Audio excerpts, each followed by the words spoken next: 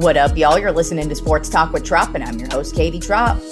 Well, that trade that the New York Yankees made for Jazz Chisholm has really paid off so far. I mean, he's only played in, 5 games so far, and the dude already has, 4 or 5 home runs, and is really just making a huge difference. And the Yankees are they're on fire right now. They're maintaining a tie right now with the Baltimore Orioles in their division, but Chisholm, he's turned out to be a good find for the Yankees.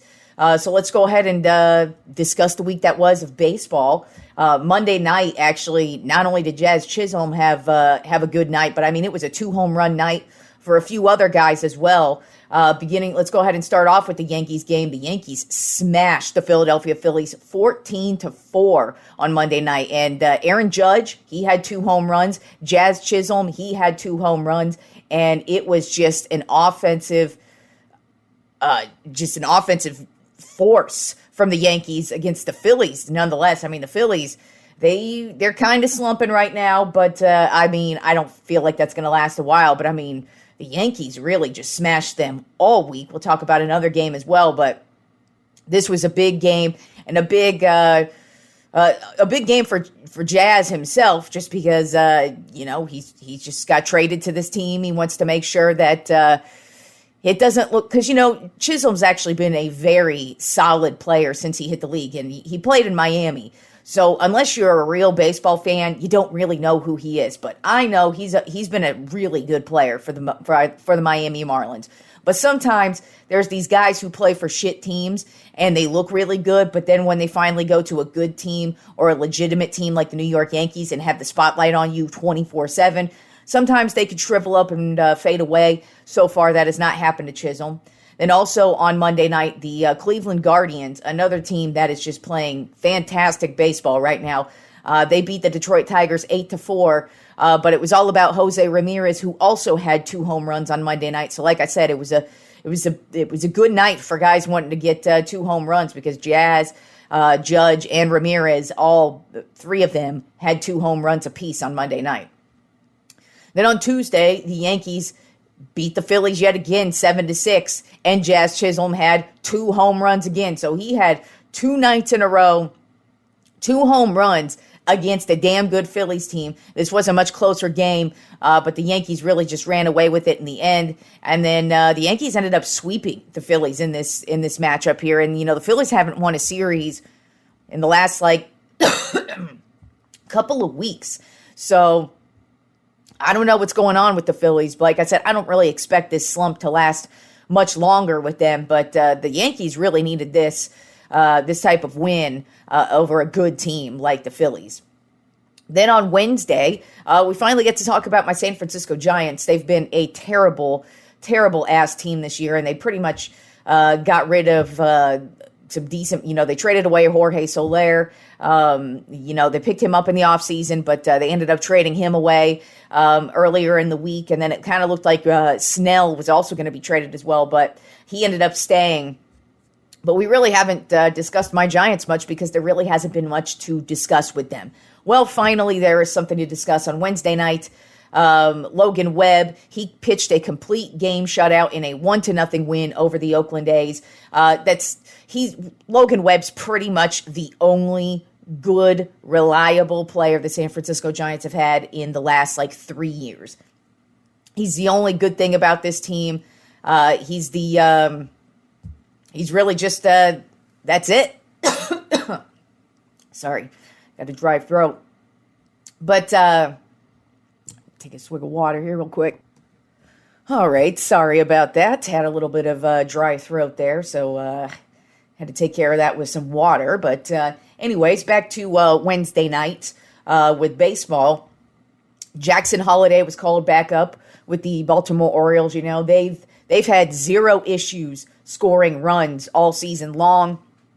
Jackson Holliday, he came up earlier in the season and didn't do too well up here. So they sent him back down to the minors. Then they called him back up, and in his first game back, he ends up hitting a home run. But not only is it a home run, it's a grand slam. So it's looking like Jackson Holliday, of course, he is a top prospect for the Orioles.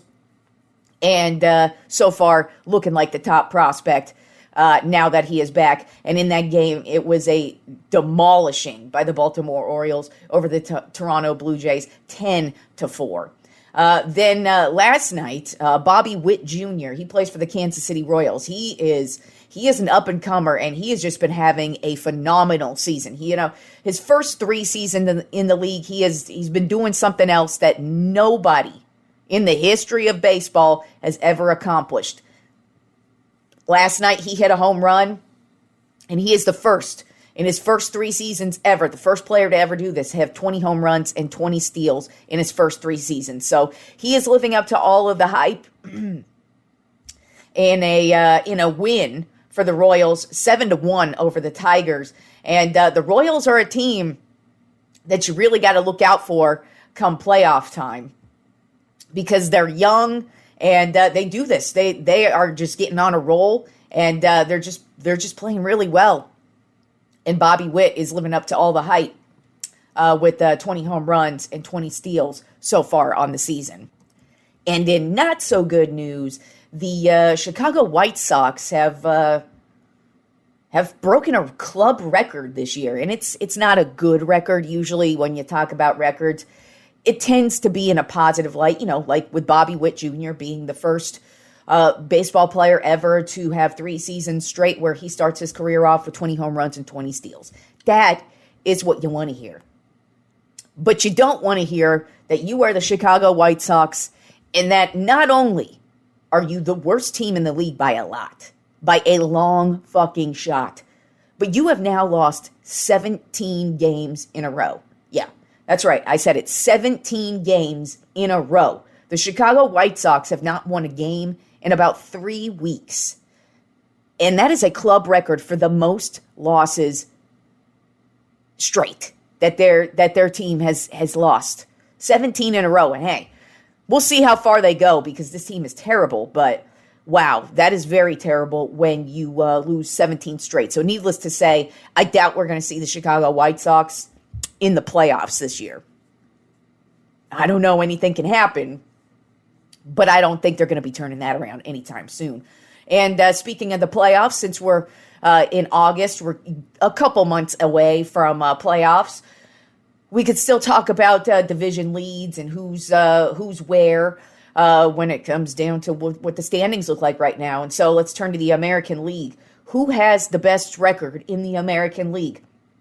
Right now, that's the Cleveland Guardians. The Cleveland Guardians not only lead the American League Central, but they are leading the American League right now. So they are just kicking ass this year, and they currently have a 6-game lead right now over the Kansas City Royals, who, like I said, are a hot team. They might be able to overtake the lead, but I kind of doubt it. Cleveland's been very consistent this year, and I definitely wouldn't count them out, but I kind of feel like they've got that division on lockdown. Then in the American League East, right now that's tied. The Baltimore Orioles and the Yankees are tied right now for the lead in the East. But the tiebreaker right now would go to the Orioles, so they technically have the lead. And then in the American League West, it is also a tie between the Houston Astros and the Seattle Mariners. Technically, the Astros have the lead, so they are winning that division. But it's going to be a battle in both of those divisions for sure. And then the wild card, the top 3 wild card teams right now are the New York Yankees, the Kansas City Royals, and the Minnesota Twins.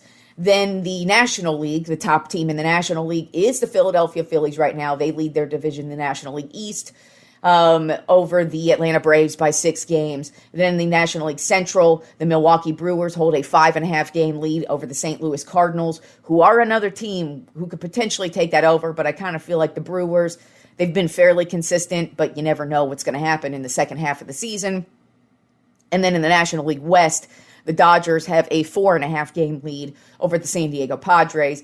And so right now, the National League wildcard top teams are the Atlanta Braves, the San Diego Padres, and the Arizona Diamondbacks, who are starting to get hot. This is the team that represented the National League in the World Series last year. They really haven't had a good start to this season, but the last month-ish, they've been starting to get back to their old form. Their pitchers are starting to put it together.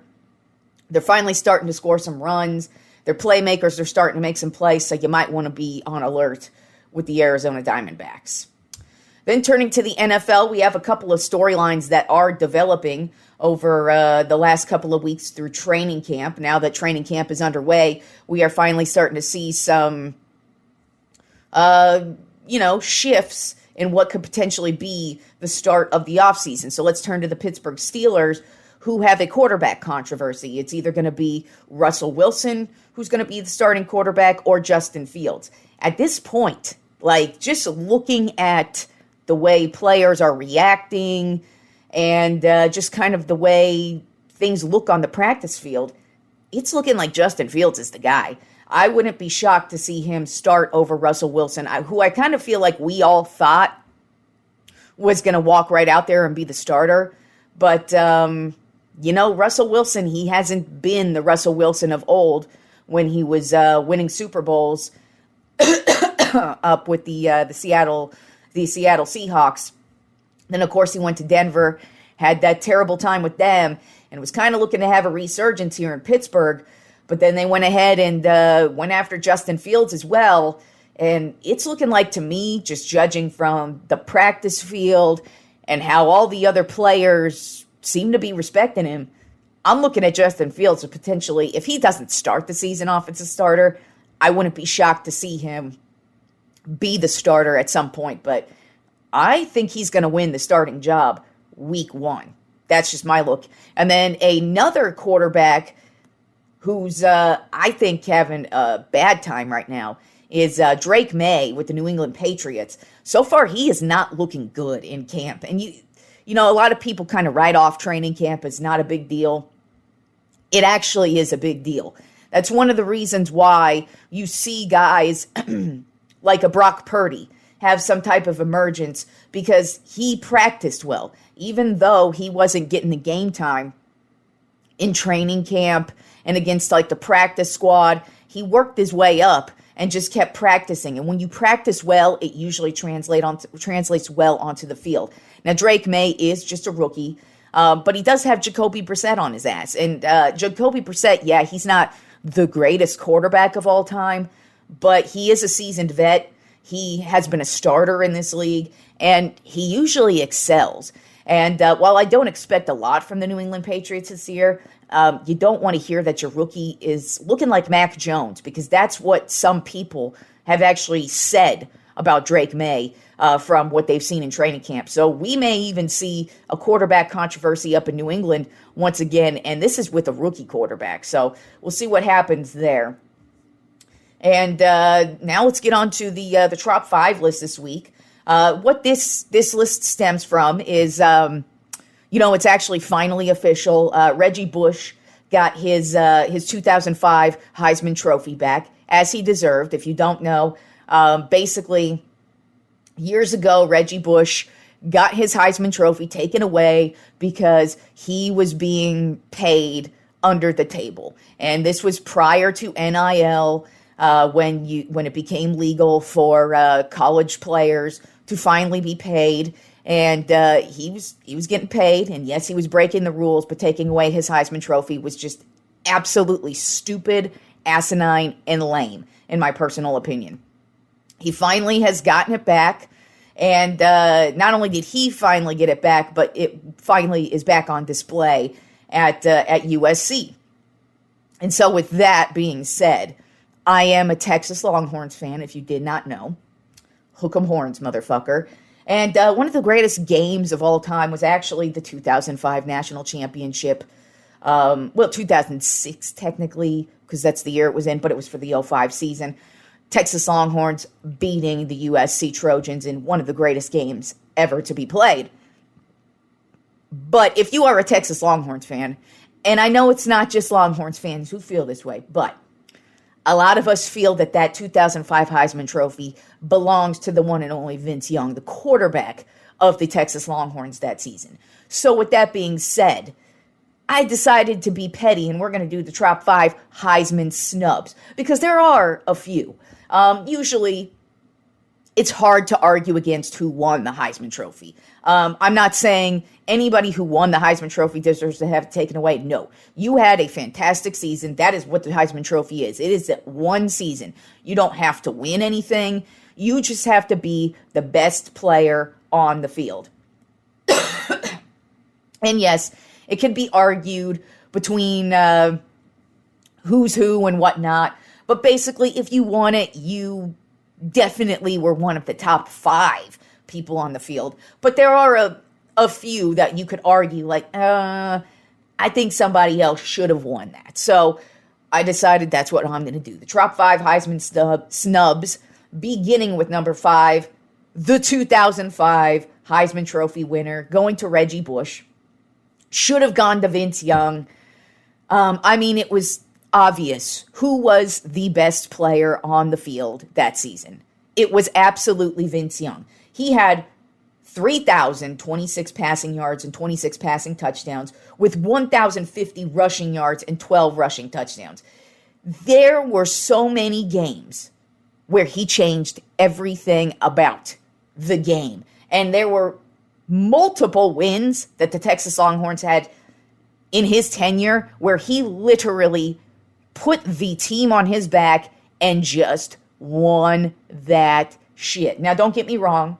This Longhorns team was stacked with talent, especially on the defensive side of things. But Vince Young was a game changer. Now, don't get me wrong. Reggie Bush, an electric motherfucker, one of the best players on the field, if that dude's out there. But the thing about Reggie Bush is he was a highlight reel. And he was a game changer, but that was a stacked-ass USC team as well. Hell, he wasn't even the best running back on the team. Lendell White was the best running back on that team, and y'all know it too. Don't get me wrong, Reggie Bush, I respect the fucking shit out of him and his career, and he deserved the Heisman Trophy for sure. But in my opinion, statistically, Vince Young mattered way more to the Texas Longhorns than Reggie Bush did to the Trojans. He, of course, mattered, but he wasn't the playmaker, the only game-changing playmaker on that team, whereas Vince Young was the game changer, put everything on his back, and won multiple games by himself, including that national championship game. Now, we did have some great defense go down, but had Vince Young not given the performance he gave, there would be no national champions for the Texas Longhorns in that year. But hey, he didn't win the Heisman, but he did win what mattered the most, and that was the championship. So even though Reggie Bush won it, we got the championship, bitch.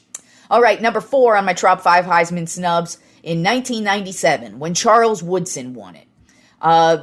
Peyton Manning should have won it. It was just obvious that Peyton was the best player on the field that year. He had 3,819 passing yards and 36 passing touchdowns. It was just, he came back basically to win the Heisman Trophy. And not taking anything away from Charles Woodson because, Charles Woodson, one of the only defensive players ever to win the Heisman Trophy, but it's not really just his defense. He was a great special teams player as well. He was an exceptionally dynamic player, and he just was something you have not seen. And I kind of feel like it was just that year, everybody was like, let's give it to the defensive guy. It's kind of hard to argue against him. Also, they won a national championship that year as well, so that kind of plays into it. So, but Peyton Manning to me was just the best player, hands down, in that season, who really, just say it out loud, 3,819 passing yards. That's a lot of fucking yardage, and he just made a huge difference. But it is kind of difficult to take that away from Charles Woodson because he was an exceptionally dynamic player who had a fantastic season. But in my opinion, Peyton Manning should have won that one. Then number 3 on my Tropp 5 Heisman Snubs, the 2004 Heisman Trophy winner was Matt Leinart. Should have been Adrian Peterson. And I just told y'all I am a Texas Longhorns fan, and Adrian Peterson played for the Oklahoma Sooners. So if I'm giving an Oklahoma Sooner credit for shit, that means they're fucking good. Adrian Peterson, this was his freshman year. Now, I know all about him because he played in the Big 12. So I'm watching this dude just fucking mow down everybody. I mean, Adrian Peterson is... If you didn't get to see if you didn't see his college career and also his time with the Vikings, like in his prime, Adrian Peterson had the potential to absolutely demolish the all-time leading rushing record over Emmitt Smith. It's just injuries happen, and that's just what it is, because Adrian Peterson was a bruiser motherfucker, and he started out that way. He was like that at Oklahoma. He was mowing motherfuckers down. He was carrying people to the fucking end zone. That is what he did. And in his freshman year, he rushed for 1,925 yards and 15 touchdowns. Say it with me, people, 1,925. That is almost 2,000 fucking yards that Adrian Peterson almost had. And don't get me wrong, Matt Leinart, they actually won the national championship over the Oklahoma Sooners in that year. So Adrian Peterson not only lost the Heisman Trophy vote, but he also lost the national championship. But Matt Leinart was just the leader of a good-ass team. Not trying to take anything away from him, but Adrian Peterson just was such a dominating force on the ground. I still to this day cannot believe he was robbed of that Heisman Trophy because he was so fucking good. Adrian Peterson just ran angry. And in his freshman year, that's where it all began. And he definitely got robbed of a Heisman Trophy in 2004. Then at number 2 on my top 5 Heisman snubs, the 2009 Heisman Trophy. It went to running back Mark Ingram of the Alabama Crimson Tide. He did have a solid year, but there was a motherfucker by the name of Ndamukong Suh. He played defensive tackle for the Nebraska Cornhuskers. That is the only reason why he did not even have a shot at winning this. Because, you know, Charles Woodson had a fantastic year in 97, and he ended up winning that he ended up winning the Heisman. And Ndamukong Suh had literally one of the most dominating defensive seasons of all fucking time. He single-handedly just attacked people. I mean, it is insane what Ndamukong Suh did in the 2009 season. He had 20 and a half tackles for loss with 12 sacks, an interception, 3 blocked kicks, 24 quarterback hurries, and 11 passes deflected. In the Big 12 championship game, which they lost, and like I said, I think the fact that Suh played for the Nebraska Cornhuskers played against him.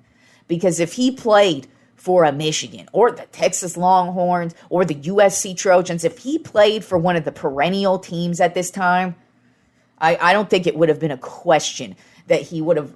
These stats, playing for the shitty-ass Cornhuskers, by the way, and he, just manhandled people in the Big 12 championship game against my Texas Longhorns. This game is just seared in my brain because the Longhorns actually had a pretty good year this year, and Colt McCoy, he just was taking over for Vince Young, and he was, starting to get going as well, and he was sacked 4.5 times in this game by Ndamukong Suh, who also had 12 tackles. That is his performance in one game. 12 tackles, 4.5 sacks. Now, like I said, Cornhuskers lost that game, but they were in it the whole way through, all because of Ndamukong Suh. And I think he was completely robbed of that Heisman Trophy. And like I said, if he was playing for a perennial team, had those type of numbers, there is no way you could deny that dude the Heisman Trophy. And they did. Because he came in, I think, 3rd or 4th, as a matter of fact. So he didn't even really come close to winning it. But I think that's just simply because he played for the Nebraska Cornhuskers, a nobody team that nobody gives a fuck about. But believe me, since it was in the Big 12, I knew all about Ndamukong Suh, just like I knew all about Adrian Peterson, because I saw these motherfuckers just mollywop my Longhorns on multiple occasions. And Suh is literally one of the greatest college football player defenders ever. And that was a season to remember. But at number 1 on my top 5 Heisman snubs, the 1992 season, when quarterback of the Miami Hurricanes, Gino Torretta, who is literally known as the weakest Heisman Trophy winner of all time, he ended up winning just because he just went off and had this phenomenal year. But it actually should have gone to Marshall Faulk, who was the running back at San Diego State. He had a season where he rushed for 1,630 yards and 15 touchdowns, and he pretty much looked like the go-to all the way up until the end when the U just really, they just went on a run. Torretta was the quarterback. They were they were kind of the darlings of college football at the time, so they just really gave it to him. But Marshall Faulk, not only was it was a big slap in the face to him, but like he just was so dominating from start to finish that year, and he would just go on and not only dominate college football, but he would go on and dominate the NFL as well. So I feel like that is the worst Heisman Trophy snub of all time. As a matter of fact, Gino Torretta is the only guy who won out of these five who I would say really actually did not deserve the Heisman Trophy. Everybody else, Reggie Bush deserved it, Charles Woodson deserved it, Matt Leinart deserved it, and Mark Ingram deserved it. While I feel like there was somebody else over them who should have won it, those guys were absolutely deserving because they were just dominating figures, game changers, and either won or competed for the national championship. Gino Torretta it's laughable that the dude was even in the running for the Heisman Trophy, let alone won it over Marshall Faulk. So that is my list for this week. Enjoy the rest of the weekend of sports, and I will talk to you all on Monday.